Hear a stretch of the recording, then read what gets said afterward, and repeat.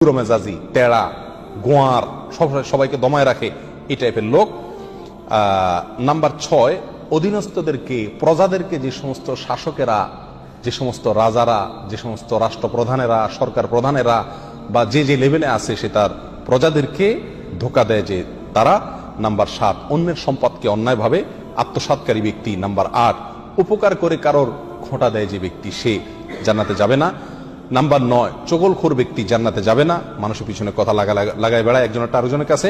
Number 10, অন্যকে নিজের পিতা হিসাবে, নিজের বাবাকে না বলে, পরিচয় না দিয়ে অন্যকে নিজের বাবা হিসাবে, পিতা হিসাবে পরিচয় দেয় যে ব্যক্তি, সে। নাম্বার 11, গর্ব এবং অহংকার করে যে ব্যক্তি, যার মনের ভিতরে অহংকার আছে, সেই জান্নাতে প্রবেশ করবে না।